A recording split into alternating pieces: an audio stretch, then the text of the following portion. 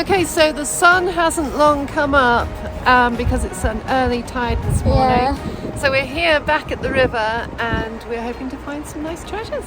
It's been raining loads. We've had some like proper torrential rain, and the river's still really high, even though it's been days. But we're hoping it's washed some fresh stuff out for us to discover. So fingers crossed, the rains have, The rain gods might have been good to us. yeah, so hopefully, let's do it.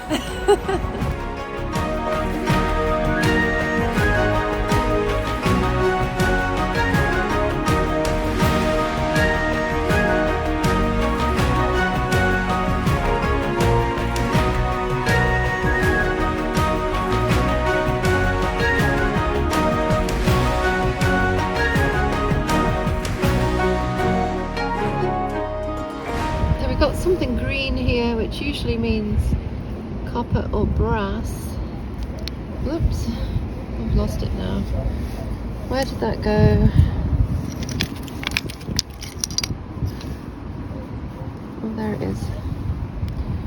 I think it's a little brass button. But I'm not going to rub it too hard. We'll clean that up when we get home. Okay, so unfortunately, I think my first find is down here, but it's broken. Oh, look. It's a broken leg by the looks of it. That's a shame. My eye was just drawn down here to this thing. I don't know what it is. I don't know what it's made of. Bone? Bone? I think it might be bone, which is strange because, yeah, I have no idea what that is. Mystery find. And down here I think I have spotted a dermal denticle, which is the thorny scale from a skatefish. I don't know why, but I really like these.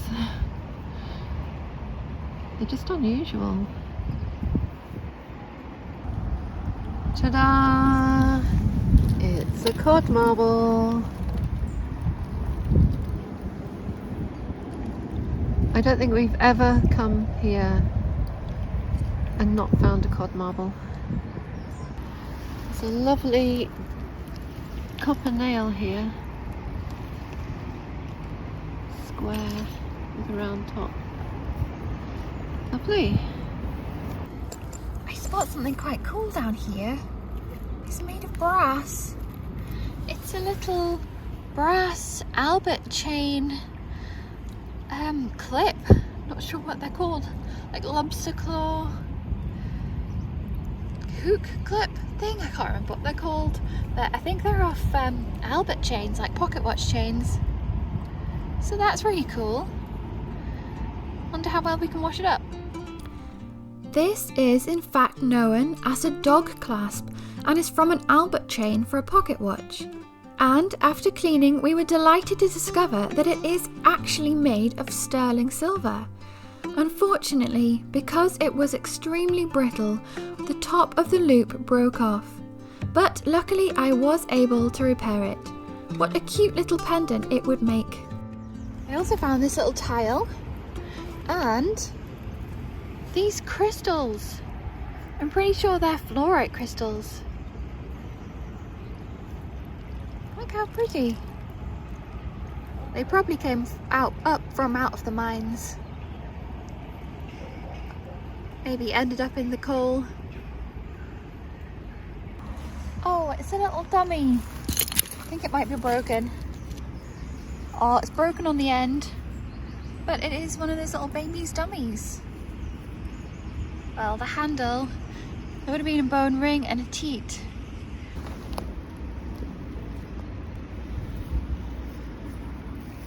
It's an arm broken off a figurine though, so not a proper doll's arm. Might leave that for someone else, might take it.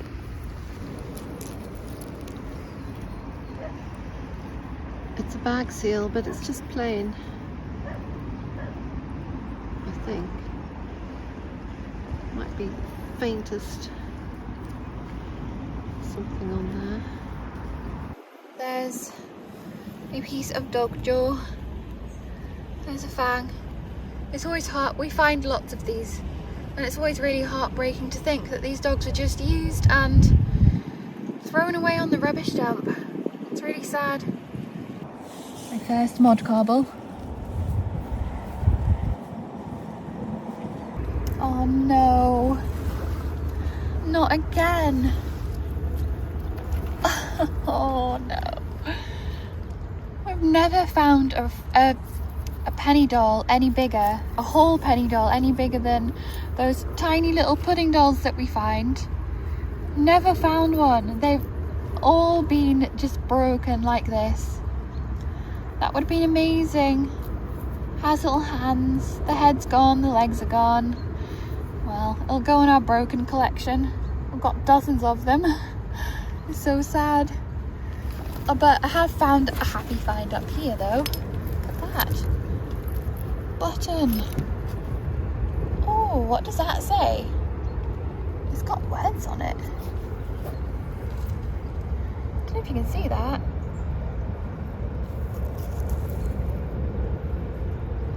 Oh, I don't know. Oh, it's like London. London? Oh, I don't know. Oh, I'm gonna have to wait till we get back home, I'm afraid. William Fickling Sr. was born in Swartham, Norfolk, England in 1781. His father, also named William, was a farmer and died at the age of only 27 when William was only 7 years old. It must have been difficult for his mother, Margaret, having to run the farm and bring up their 5 children, the youngest being only a few months old at the time. Little William, being the oldest, stood by his mother's side and didn't leave to begin an apprenticeship as a tailor until after his mother had remarried in 1798. At the age of 27, after serving a 7-year apprenticeship, William was made a freeman of the City of London. He married Sarah Saunders in 1803, and by the time he was 30 in 1811 had established his own business as a tailor and draper at 84 Bishopsgate Street in London. And in 1823, William took on his eldest son, William, aged 14, to be his apprentice. William and his son after him continued the business into the 20th century.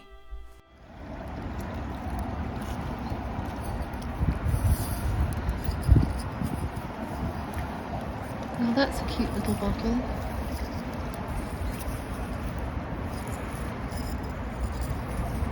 I think I'll keep that. That is cute.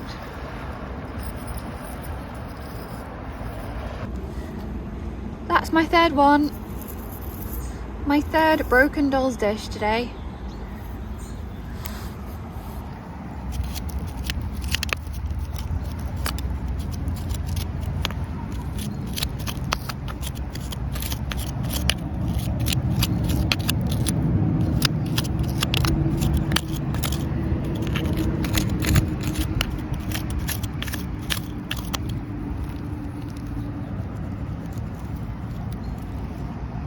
Oh, it's whole. I think it's a little sauce bottle. With a bird's lip. And nothing on it that I can see.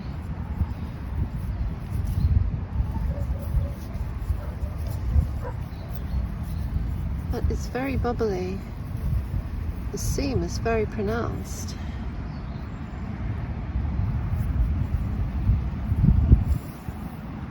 Might keep that. Oh, again. Look. A complete jaw this time. Now that's long. Must have been a greyhound, surely. It's so long. Maybe a racing dog rather than a fighting dog. Look at the length of it. Poor thing. They've still got all their teeth. Oh, maybe missing a front one. Okay, so I've spotted something down here, something we'd really like to find, but can you see it? Can you see what I am seeing in this area? It's here. It's a knucklebone. Oh, and it's a lovely brown glazed one. It's been well worn. Look at the edges, how they're all knocked. Some children played with this quite a bit before it ended up in the dump, at least.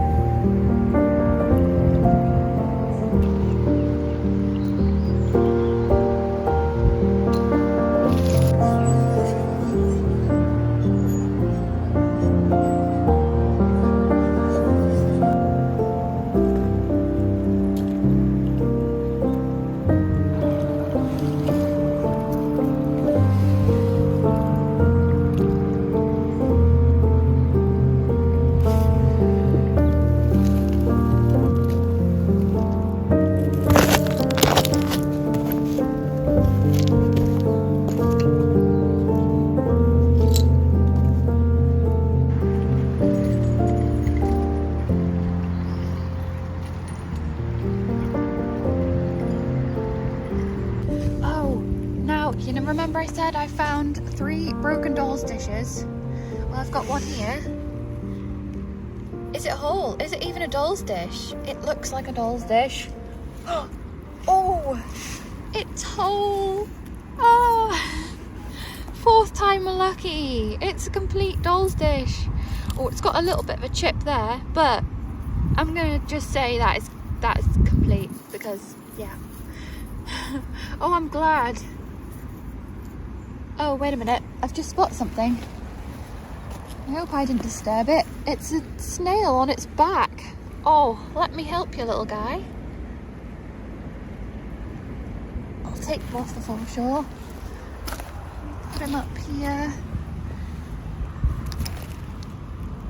There. Oh, someone's already dug that out. Yeah, it's broken. So down here's an interesting little piece of pipestone. And it says, I think it says Smitherman Broseley, and Broseley is somewhere near Ironbridge down in Cheshire, I think, and they still actually make pipes there, or there's a pipe museum there, so that's quite interesting. And my first pipe ball down here. Has it got anything on it? Oh, it's got a heart. Oh. It's got a heart, of course. It's quite like far up the bowl, isn't it? Yeah, that's it's quite really, an old pipe. You can tell by the foot on it. It's not really in the middle. Oh, that's quite nice. Yeah. It's got this oddly round looking thing. And it's a button. It's a lovely bone button. Look at that. Love collecting the bone buttons. Down here is something we often find here, and it's a dog's fang.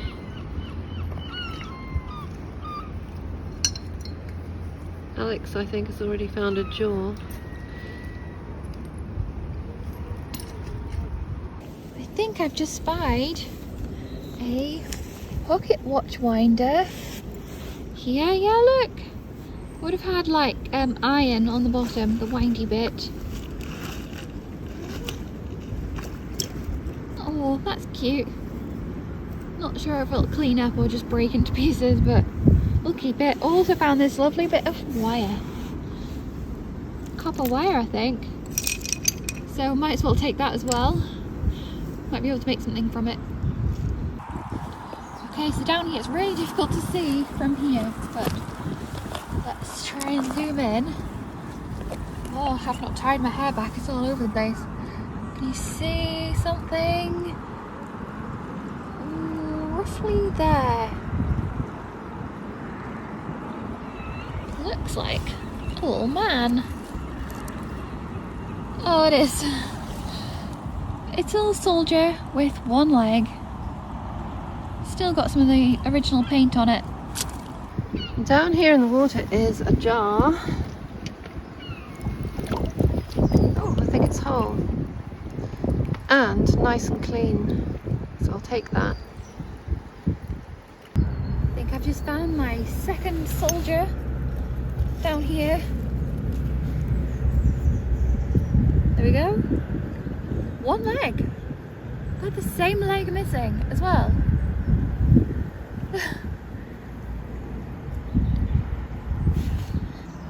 Oh, I found something here really pretty. Look at this. Oh, it's a beautiful red lens. Oh wow. That's so pretty.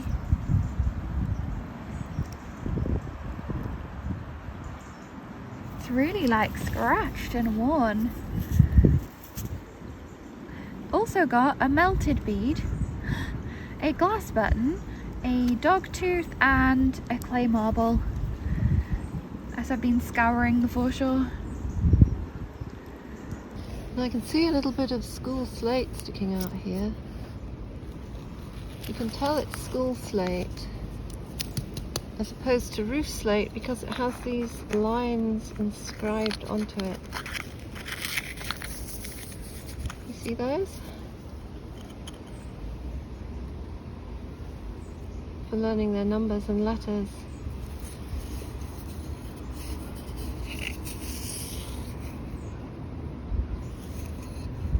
There's lines on the other side. Yeah,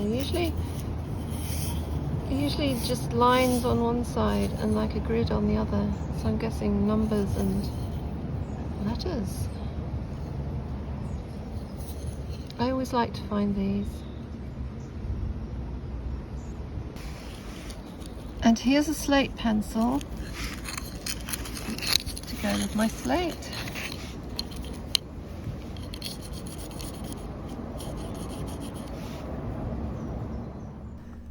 It is believed that slate has been used as a surface on which to write and draw for many centuries. My own research has found it mentioned in a Spanish-English dictionary of 1599 as tabelia, a writing slate or tablet.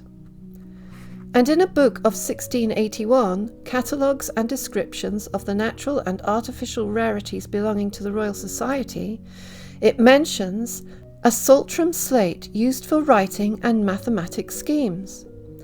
James Philpott, a printer in Gosport, advertises in the back of a book published in 1700. Large slates in frames or without, slate books and slate pens.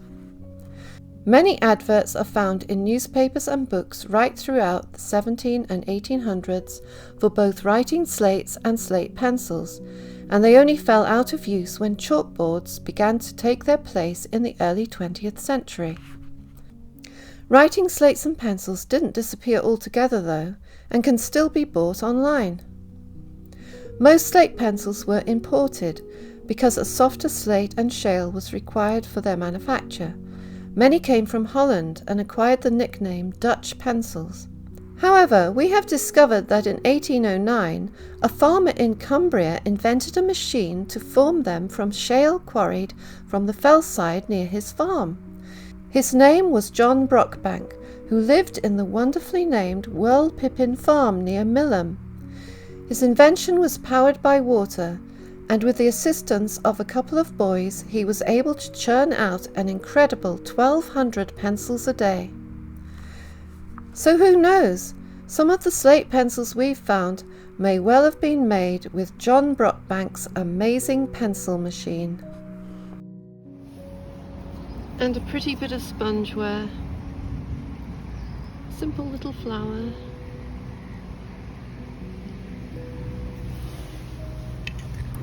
Oh wow, this is my first non-melted bead. It looks huge. Wow, it's a whopper. Oh, it's quite cracked, but it is complete apart from the cracks. That's huge. The most beautiful amber bead. Oh, wonderful. Also got a slate pencil down here. Found a few of these. This looks like some sort of sharpening stone. I think I'll keep that. It's interesting. And this little thing is a wire insulator because, believe it or not, back in late Victorian, Edwardian times, they would run bare wires through houses and only put these insulators in where they went through wood or flammable things, which is really quite worrying. Alright, so Alex has spotted something over here. I'm really happy because we just made a post on Instagram yesterday, well you did, of our little pudding doll collection. I think we've just found another one to add to the collection. I also found this lovely brass spoon, so I thought I could scoop her up into the spoon. Let's see.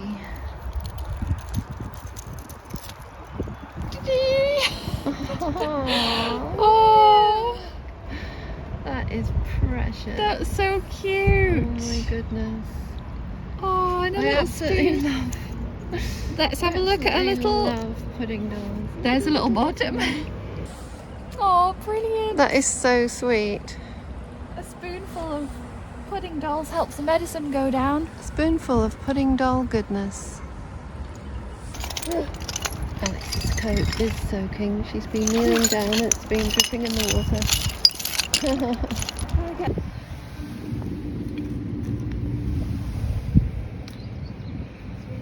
It's half a knife handle. Possibly a penknife. It's made of bone. Quite like that.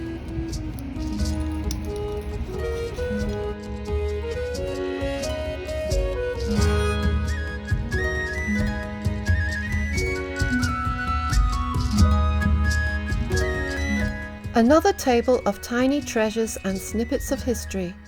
To us, this is the real history of the world, the everyday things that give insights into the lives of ordinary people who, through their ingenuity, industry, and hard work, kept the world turning.